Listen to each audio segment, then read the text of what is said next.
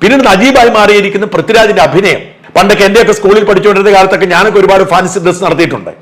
അത്തരം fancy dress, ഒരു നാടകം, ഇത് രണ്ടും ചേരുന്നതായാണ് എനിക്ക് തോന്നിയത്. എന്റെ തോന്നലാണോ ഇത് മഹത്തായ അഭിനയമാണെന്ന് പറയാൻ എനിക്ക് കഴിയില്ല.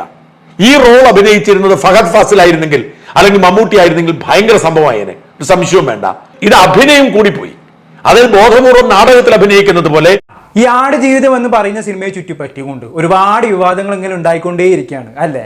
പക്ഷെ എത്രയൊക്കെ വിവാദങ്ങൾ ഉണ്ടായാലും അത് സിനിമയെ ബാധിക്കുന്നില്ല എന്നുള്ളതാണ് മറ്റൊരു വസ്തുത. കാരണം സിനിമ ഓൾറെഡി വൻ വിജയമായി മാറിക്കഴിഞ്ഞു എന്നുള്ളതാണ്. വെറും 3 ദിവസം കൊണ്ടാണ് 50 കോടിയൊക്കെ കളക്ട് ചെയ്തത് അല്ലേ. ഉള്ളത് പറയല്ലോ, ആടുജീവിതത്തിന്റെ ഈ ഒരു വിജയം കാണുന്ന സമയത്ത് എന്റെ മനസ്സിൽ ഭയങ്കര സന്തോഷം. ഓരോ മലയാളിയും ഈ വിജയം ആഗ്രഹിച്ചിരുന്നു എന്നുള്ളതാണ്. ബ്ലസ്സിയുടെയും പൃഥ്വിരാജിന്റെയും എത്രയോ വർഷത്തെ കഷ്ടപ്പാടാണ് ഈ സിനിമ. സിനിമയ്ക്ക് വേണ്ടി പൃഥ്വിരാജ് നടത്തിയ ബോഡി ട്രാൻസ്ഫോർമേഷൻ ഒക്കെ വലിയ രീതിയിൽ ചർച്ച ചെയ്യപ്പെട്ടതാണ്. എല്ലാറ്റിനും ഉപരി ജനങ്ങൾ നെഞ്ചിലേറ്റിയ ഒരു നോവലിലെ ചിത്രാവിഷ്കാരമാണ്. അതെന്തായാലും മിസ് ചെയ്യാൻ പറ്റൂലല്ലോ. അങ്ങനെ തിയേറ്ററുകളിലേക്ക് മലയാളികൾ ഒഴുകി എത്തി തുടങ്ങി എന്നുള്ളതാണ്. ഞാൻ നേരത്തെ പറഞ്ഞ പോലെ തന്നെ എല്ലാവർക്കും ഇത് കാണുമ്പോൾ ഭയങ്കര സന്തോഷമാണ് അല്ലേ. പക്ഷെ ഇതൊന്നും ഇഷ്ടപ്പെടാത്ത ചിലരുണ്ട് എന്നുള്ളതാണ്. അതിപ്പോ ഏത് കാര്യം എടുത്താലും അതിലൊക്കെ നെഗറ്റീവ് അടിക്കുന്ന ചില മനുഷ്യന്മാരുണ്ടല്ലോ. ഇവിടെ ആടുജീവിതം സിനിമയ്ക്കെതിരെ രൂക്ഷ വിമർശനമായിട്ട് 2 പേര് രംഗത്ത് എത്തിക്കണം എന്നുള്ളതാണ്. വേറെ ആരുമല്ല. ഒന്നാമത്തെ ആൾ നമ്മുടെ ചെകുത്താനാണ്. രണ്ടാമത്തെ ആളോ മറുനാട് മലയാളിയിലെ ഷാജൻ സ്കറിയ. 2 പേരെ ഞാൻ പ്രത്യേകിച്ച് പരിചയപ്പെടുത്തേണ്ട ആവശ്യമില്ലല്ലോ. വായി തോന്നിയത് എന്തും വിളിച്ചു പറയുന്ന ആൾക്കാരാണ്. ചാനലിൽ വന്നിരുന്ന് കണ്ടിട്ട് തനിക്കിഷ്ടമില്ലാത്ത ആളുകളെ കുറിച്ച് നട്ടാൽ മുളയ്ക്കാത്ത നുണകൾ ഒരു ഉറപ്പുമില്ലാതെ വിളിച്ചു പറയുന്ന ആളാണല്ലേ ഷാജൻ സ്കറിയ. എന്തായാലും ആടുജീവിതത്തെ കുറിച്ചുള്ള 2 പേരുടെയും പരാമർശങ്ങൾ ഇപ്പോൾ വിവാദമായി കഴിഞ്ഞു എന്നുള്ളതാണ്. നമുക്ക് ആ പരാമർശങ്ങളൊന്ന് കേട്ടു നോക്കാം. ആദ്യം ചെകുത്താനിൽ തന്നെ തുടങ്ങാം. പൃഥ്വിരാജൊക്കെ കിടന്ന് വണ്ണം കുറച്ചതിനെ പറ്റിയൊക്കെ പറഞ്ഞു നടക്കുന്നത്.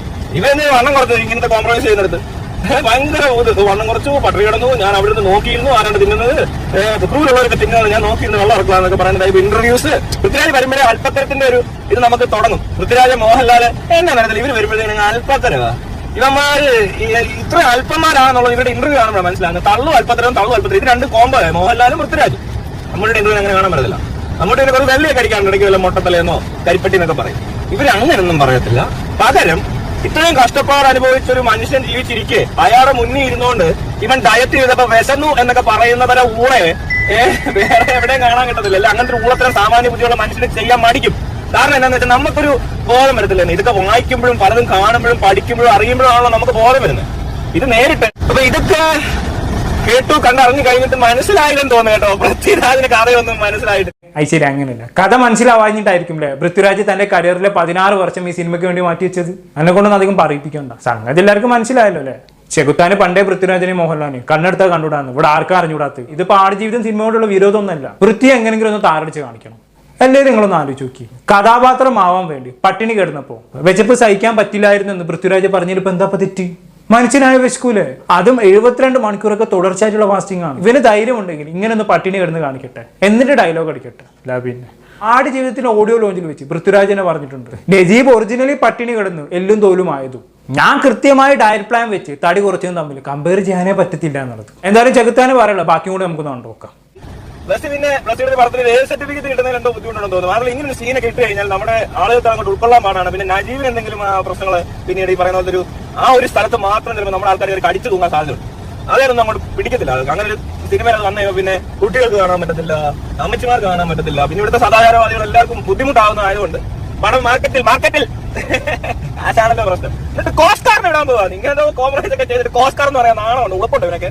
കോസ്റ്റാറിന് പോകാൻ പൈസ 3 ടിക്കറ്റായിട്ട് കൂടുതലെടുത്ത പൊട്ടനൊക്കെ ഉണ്ട്. പൃഥ്വിരാജിന്റെ പാനെന്തോ അല്ലെങ്കിൽ പൃഥ്വിരാജിന്റെ ഈ വർത്താനവും ഈ കളിയൊക്കെ കാണുന്നവർക്ക് എന്തോ മഹത്തായ സിനിമ പൂർണ്ണമായ രൂപം എന്നൊക്കെയാണ്. പക്ഷെ ഇതിനകത്ത് ഇത്രയും കോംപ്രമൈസ് ആയിട്ട് മണ്ണ് കുറയ്ക്കുന്ന കോംപ്രമൈസ് മാത്രമാണ് ചെയ്യുന്നതെങ്കിൽ അവന്റെ ബോധം പിന്നെയും ഇല്ലെന്നുള്ളതാണ് മനസ്സിലാവുന്നത്. എന്തുവരെ ബുദ്ധി അതൊക്കെ പേടിയാണ്. അത്ര എ സർട്ടിഫിക്കറ്റ് വേണ്ടി പല പടങ്ങളും എ സർട്ടിഫിക്കറ്റ് തന്നെ ഇറക്കാൻ ഇവിടെ ഇഷ്ടംപോലെ സിനിമകളുണ്ട്. പറഞ്ഞും കോംപ്രമൈസ് അല്ലത്. അതിന് കോംപ്രമൈസ് അല്ല പറയുന്നത്. അതിന് ധൈര്യവും അല്ലെങ്കിൽ അതിനോടുള്ള ആത്മാർത്ഥതയൊക്കെ ആ ഒരു സിറ്റുവേഷനോടെങ്കിലും ഒരു ആത്മാർത്ഥത മനസ്സിലാക്കാൻ ശേഷിയുള്ളവർക്ക് മനസ്സിലാവും. അത് അതുകൊണ്ട് കൂടുതൽ ഉണ്ടാക്കണ്ട. പടം ഒരു ആവറേജ് പടമാണ്. അതിന് ഇത്രയൊക്കെ ഉള്ളൂ, സാധ്യത ഉള്ളൂ. അല്ലാതെ അപ്പുറത്തോട്ട് കയറ്റി ഇത് മഹത്തായ മൈരാന്നൊക്കെ പറഞ്ഞുകൊണ്ട് വന്നു കഴിഞ്ഞാൽ അത്ര വലിയ മൈര നല്ലെന്ന് ഇപ്പൊ പടം ഇറങ്ങി കഴിഞ്ഞപ്പോൾ ആൾക്കാർക്ക് മനസ്സിലാവുന്ന എല്ലാവരും പറയുന്നുണ്ട്. പിന്നെ പൃഥ്വിരാജിന്റെ അടുത്തൊന്നും ഈ കൂടുതൽ എക്സ്പെക്ട് ചെയ്യുന്നില്ല. ഇന്റലക്ച്വൽ ഡയറക്ടർ ആണെന്ന് നടക്കുന്നത്. എന്നിട്ട് മുണ്ടുണക്കി കുത്തുന്നത് ഈ ഗോസപ്പെടുത്തുന്ന ഡൈപ്പറൊക്കെ കാണിച്ച ആളാണ്.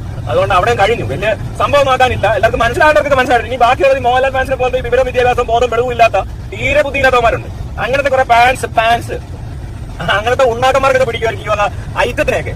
അത്രയും ഐറ്റങ്ങൾ അങ്ങനെയാണ്. അതിൽ കൂടുതലൊന്നും നമ്മൾ നോക്കേണ്ട ആവശ്യമില്ല. കാരണം കൂറകളുടെ കൂറത്രയൊക്കെ പ്രതീക്ഷിക്കുന്നുള്ളൂ. അതുകൊണ്ട് ഈ പടം കാണത്തില്ലെന്ന് ഞാൻ ആദ്യം പറഞ്ഞിട്ടുണ്ട്. ഇവിടെ കാണുന്നത് ആ ബെസ്റ്റ് സിനിമ കാണാതെയാണ് ഇവൻ കണ്ട കൊണൊക്കെ കൊണക്കണത്. അത് പിന്നെ അങ്ങനെയല്ലേ വരൂ. ഇവന്റെ അടുത്ത് നിന്ന് അത്രയൊക്കെ പ്രതീക്ഷിച്ചാൽ മതി. പിന്നെ ഒരു പടം A സർട്ടിഫിക്കറ്റിൽ ഇറക്കണമോ വേണ്ടയോ എന്നൊക്കെ ഉള്ളത് അതിന് അണിയറ പ്രവർത്തകർ തീരുമാനിച്ചോളും കേട്ടോ. അതിനിപ്പോ ഇവന്റെ സമ്മതത്തിന് ആവശ്യമൊന്നുമില്ല. ഇതിന്റെ ആടുമായി ലൈംഗിക ബന്ധത്തിൽ ഏർപ്പെടുന്ന സീന് A സർട്ടിഫിക്കറ്റ് പേടിച്ച് ഒഴിവാക്കി എന്നുള്ളതാണ് ഇപ്പൊ ചെകുത്താന്റെ പ്രശ്നം.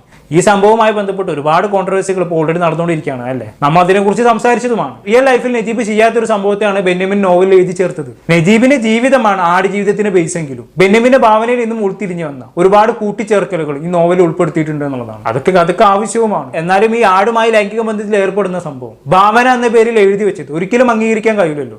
നിലവിൽ ഇതിന്റെ പേരിൽ ബെന്യാമിൻ രൂക്ഷ വിമർശനങ്ങളെ ഏറ്റുവാങ്ങിക്കൊണ്ടിരിക്കുകയാണ്. സിനിമയിൽ ഈ രംഗം ഉണ്ടായിരുന്നെന്നും സെൻസറിങ് അത് ഒഴിവാക്കിയിട്ടുണ്ടായിരുന്നു എന്നും ബെന്യാമിൻ പറഞ്ഞിട്ടുണ്ടായിരുന്നു. എന്നാൽ ഈ രംഗം ഷൂട്ട് ചെയ്തിട്ടേ ഇല്ല എന്നുള്ളതാണ് സിനിമാ സംവിധായകനായിട്ടുള്ള ബ്ലസ്സി പറഞ്ഞത്. ആ വിവാദങ്ങളൊക്കെ ഒരു ഭാഗത്ത് നടക്കുന്നുണ്ട്. അതിന്റെ ഇടയിൽ കൂടാണ് ഈ ശൈത്താൻ A സർട്ടിഫിക്കറ്റ് കിട്ടുമോ എന്ന് പേടിച്ച് ആ സീൻ ഒഴിവാക്കിയെന്നും പറഞ്ഞുകൊണ്ട് കരഞ്ഞു മേയ്ക്കുന്നത്. ആ സീൻ ഒഴിവാക്കിയത് കാരണം കൊണ്ട് ഈ സിനിമയ്ക്ക് വേണ്ടി പൃഥ്വിരാജും ബ്ലസ്സിയും എടുത്ത എല്ലാ എഫേർട്ടും ഈ ശൈത്താൻ അംഗീകരിക്കാൻ പറ്റില്ല. അത്ര എല്ലാവരും തന്റെ അംഗീകാരം ആർക്ക് വേണം മിസ്റ്റർ. പിടിച്ചതിനേക്കാളും വലുതാണ് വാളത്തിലെന്ന് കേട്ടില്ല. ഇനി നമ്മുടെ അഭിനവ സത്യാന്വേഷകൻ സാജൻസ്കാരിയുടെ ഒരു വരവാണ്. ഇയാൾക്ക് പണ്ടേ പൃഥ്വിയെക്കുറിച്ച് നുണക്കഥകൾ അടിച്ചിറക്കലാണല്ലോ പണി. ഇടയ്ക്ക് പൃഥ്വി ഇയാൾക്കെതിരെ കേസൊക്കെ കൊടുത്തിട്ടുണ്ടായിരുന്നു. അതിനെ ചൊറുക്കി ഇയാൾ ഇടയ്ക്കിടെ തീർക്കാറുണ്ട് എന്നുള്ളതാണ്. എന്തായാലും പുള്ളിക്കാരന് പറയാൻ നമുക്കൊന്ന് കണ്ടോക്കാം. ആ പ്രതീക്ഷയോടെയാണ് ഞാൻ ഇന്നലെ തിരുവനന്തപുരത്തെ ഏരീസ് പ്ലസ് തിയേറ്ററിൽ പോയി ഈ സിനിമ കാണുന്നത്. സിനിമ വ്യാഴാഴ്ച ഇറങ്ങിയതാണ്. ഞാൻ ശനിയാഴ്ചയാണ് കാണുന്നത്. 3-ാം ദിവസമായിട്ടും ഓൺലൈൻ ബുക്കിംഗിന് ശ്രമിക്കുമ്പോൾ ടിക്കറ്റ് ലഭ്യമല്ല. ഞാൻ പിന്നെ ഏരീസ് പ്ലസിന്റെ ഉടമയായ സോഹൻ റോയിയെ ദുബായിൽ വിളിച്ച് അദ്ദേഹത്തോട് എനിക്കൊരു സീറ്റ് വേണമെന്ന് ആവശ്യപ്പെട്ട് അദ്ദേഹം തിരുവനന്തപുരത്ത് ജയദേവൻ എന്ന മാനേജറെ വിളിച്ച് പറഞ്ഞ് ഒരു സീറ്റ് ബുക്ക് ചെയ്ത് തന്നതാ. കാശ് കൊടുത്തു, സൗജന്യമല്ല. അങ്ങനെ പോയി കണ്ട സിനിമയാണ്. സത്യം പറയാമല്ലോ, ഒരു വികാരവും എനിക്ക് തോന്നിയില്ല. ഈ സിനിമ കണ്ട് പലരും പൊട്ടിക്കരഞ്ഞു, പലരും സമ്മർദ്ദമുണ്ടായി എന്നൊക്കെ പറയുന്നെങ്കിലും ഒരു പ്രത്യേക വികാരവും എനിക്ക് തോന്നിയില്ല. വളരെ സ്ട്രെസ്ഫുൾ ആയിട്ടുള്ള വളരെ സങ്കടകരമായ ഒരു മാനസികാവസ്ഥ ആവും എന്ന് കരുതി തന്നെയാണ് ഞാൻ സിനിമ. ശരി, ഇയാളെ സിനിമാ ടിക്കറ്റ് ഒക്കെ എടുത്ത് എന്തോ വലിയ സംഭവമാക്കാണല്ലോ. ഒരു സിനിമാ ടിക്കറ്റ് എടുക്കാൻ വേണ്ടി ദുബായിലെ സിനിമാ മുതലാളിനെ വിളിക്കുന്ന ഗതികേടൊന്നും എന്തായാലും ഞങ്ങൾക്കില്ല. അത് പോട്ടെ, ഇതൊക്കെ എന്തിനാ താൻ ഞങ്ങളോട് പറയുന്നത്? താൻ ടിക്കറ്റ് എടുക്കാതിരിക്കുക എന്താന്ന് വെച്ചാൽ ചെയ്യും. വെറുതെ ഇരുന്നുകൊണ്ട് പൊങ്ങച്ചും പറയുന്നല്ലേ. അത് പിന്നെ അല്പന അർത്ഥം കിട്ടിക്കഴിഞ്ഞാണെങ്കിൽ അർദ്ധരാത്രം കൂടെ പിടിക്കുന്നതാണല്ലോ. പിന്നെ വികാരത്തിന്റെ കാര്യം, വികാരങ്ങളൊക്കെ മനുഷ്യന്മാർക്ക് പറഞ്ഞിട്ടുള്ളതാണ് ഷാജ. തനിക്കത് ഉണ്ടാവൂല. അതിപ്പോ താൻ പറയാതെ തന്നെ എല്ലാവർക്കും അറിയാം. ആൾക്കാരെ കുറിച്ച് ഇല്ലാ നുണകളെ പഠിച്ചുവിടുന്ന നിന്നെയൊന്നും ഒരു മനുഷ്യനായിട്ട് ഞങ്ങളാരും കണക്ക് കൂട്ടിയിട്ടില്ല. എന്തായാലും പുള്ളിക്കാരൻ പറയാനുള്ള ബാക്കി കൂടി കണ്ടോക്കാം. പിന്നെ നജീബായി മാറിയിരിക്കുന്ന പൃഥ്വിരാജിന്റെ അഭിനയം. പണ്ടൊക്കെ എന്റെയൊക്കെ സ്കൂളിൽ പഠിച്ചുകൊണ്ടിരുന്ന കാലത്തൊക്കെ ഞാനൊക്കെ ഒരുപാട് ഫാൻസി ഡ്രസ് നടത്തിയിട്ടുണ്ട്. അത്തരം ഫാൻസി ഡ്രസ്, ഒരു നാടകം, ഇത് രണ്ടും ചേരുന്നതായാണ് എനിക്ക് തോന്നിയത്. എന്റെ തോന്നലാണോ ഇത് മഹത്തായ അഭിനയമാണെന്ന് പറയുന്നത് എനിക്ക് കഴിയില്ല. ഈ റോൾ അഭിനയിച്ചിരുന്നത് ഫഹദ് ഫാസിൽ ആയിരുന്നെങ്കിൽ അല്ലെങ്കിൽ മമ്മൂട്ടി ആയിരുന്നെങ്കിൽ ഭയങ്കര സംഭവമായേനെ, ഒരു സംശയവും വേണ്ട. ഇത് അഭിനയം കൂടി പോയി.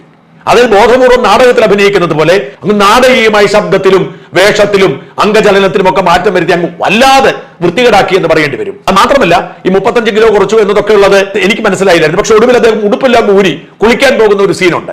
ആ സീനിൽ കണ്ടപ്പോൾ മനസ്സിലായി ശരീരത്തിൽ വലിയ കുറവുണ്ടായിരുന്നു. ആ ഒരു സീൻ മാത്രമാണ് അത് ബോധ്യപ്പെടുത്തുന്നത്. അതിനുവേണ്ടി മാത്രം 35 കിലോ കുറച്ച് പട്ടിണി കിടക്കേണ്ട ഒരു കാര്യം ഉണ്ടായിരുന്നില്ല. കാരണം ഈ വേഷവും താടിയും മുഖത്തെ കറുത്ത പെയിന്റും ഒക്കെ യഥാർത്ഥത്തിൽ ആ വേഷപരിവേഷത്തിന് സഹായകരമാണ്. അതിനുവേണ്ടി ഇത്രയേറെ വേഷം കെട്ടേണ്ട കാര്യമൊന്നും ഉണ്ടായിരുന്നു. ശരി, എന്താ ഞാനിതിന് പറയാം. തന്റെ ആരോഗ്യം പോലും കണക്കിലെടുക്കാതെയാണ് അല്ലെ പൃഥ്വിരാജ് നജീബ് എന്ന കഥാപാത്രത്തിന് വേണ്ടി 40 കിലോ കുറച്ചത് അല്ലെ. ആ മനുഷ്യനാണ് ഫാൻസി ഡ്രസ് എന്നൊക്കെ വിളിക്കുന്നത്. ഈ സിനിമ കണ്ട ഓരോ മനുഷ്യരും ഏറ്റവും കൂടുതൽ വാചാരനായത് പൃഥ്വിന്റെ അഭിനയത്തെ കുറിച്ചാണ്. ഇന്ത്യൻ സിനിമയിലെ ഈ നൂറ്റാണ്ടിലെ തന്നെ ഏറ്റവും നല്ല അഭിനയമാണ് പൃഥ്വി കാഴ്ചവെച്ചത് എന്ന് പറഞ്ഞവർ വരെ ഉണ്ട് അല്ലെ. സാധാരണക്കാർ തൊട്ട് മണിരത്നം, ഹരിഹരൻ തുടങ്ങിയ ലെജൻഡറി സംവിധായകർ പോലും പൃഥ്വിന്റെ അഭിനയത്തെ വാഴ്ത്തി പുകഴ്ത്തി എന്നുള്ളതാണ്. അവർക്ക് അതിനെ കുറിച്ച് പറയാൻ 100 നാവാണ്. അങ്ങനെയുള്ളപ്പോഴാണ് ഷാജന് മാതിരി വർത്തമാനം പറയുന്നത്. ശരിയാണ്, അയാൾക്ക് അയാളുടേത് അഭിപ്രായം പറയാനുള്ള എല്ലാ അവകാശങ്ങളും ഉണ്ട്. പക്ഷെ ഇത് വെറും പകപോക്കലായിട്ടാണ് എനിക്ക് തോന്നിയിട്ടുള്ളത്. ഇയാളുടെ സ്വഭാവം അറിയാവുന്ന ആർക്കും അത് മനസ്സിലാവും എന്നുള്ളതാണ്. പക്ഷെ എന്താ കൂടുതലും കാണിച്ചാലും ഇയാളെ സപ്പോർട്ട് ചെയ്യാൻ ഇഷ്ടംപോലെ ആളുകളുണ്ട് എന്നുള്ളതാണ്. അത് പിന്നെ ചരിത്രത്തിൽ നോക്കിക്കഴിഞ്ഞാണെങ്കിൽ ഏറ്റവും വലിയ ഉളകൾക്കാണല്ലോ ഏറ്റവും കൂടുതൽ സപ്പോർട്ട് കിട്ടിക്കൊണ്ടിരുന്നത് അല്ലേ. സിനിമ ഇഷ്ടപ്പെട്ടിട്ടില്ലെങ്കിൽ അത് പറയാം, റിവ്യൂ ചെയ്യാനൊക്കെ എല്ലാവർക്കും അവകാശമുണ്ട്. കാരണം നമ്മളെ പൈസ മുടക്കിയെടുത്ത സിനിമയെ കുറിച്ച് അഭിപ്രായം പറയാൻ പാടില്ല എന്നൊന്നും ആർക്കും പറയാൻ അവകാശമില്ല. പക്ഷെ ഇവിടെ ഷാജനും ചെകുത്താനും ചെയ്തത് ഒരു സിനിമ റിവ്യൂ ആയിട്ടാണ് എനിക്ക് തോന്നിയത്. മറിച്ച് എന്തോ പൃഥ്വിനോടുള്ള ഒരു പേഴ്സണൽ ക്രെഡിറ്റ് തീർക്കുന്നതായിട്ടാണ് ഇത് കേട്ടപ്പോൾ എനിക്ക് മനസ്സിലായത്. എന്തായാലും ഇവരൊന്നും എത്ര കുറച്ചാലും ആടുജീവിതത്തിന്റെ രോമത്തി പോലും തുടങ്ങാൻ കഴിയില്ല എന്നുള്ളതാണ്. കാരണം ആ സിനിമ വിജയപാതയിലൂടെ ബഹുദൂരം സഞ്ചരിച്ച് കഴിഞ്ഞു എന്നുള്ളതാണ്. ഇത്ര ഇതിനെക്കുറിച്ച് എനിക്ക് പറയാനുള്ളൂ. എന്താണ് ഇതിനെക്കുറിച്ചുള്ള നിങ്ങളുടെ അഭിപ്രായം താഴെ കമന്റ് ബോക്സിൽ രേഖപ്പെടുത്തുന്നത്. അടുത്തൊരു ടോപ്പിക്കുമായി വീണ്ടും കാണാം.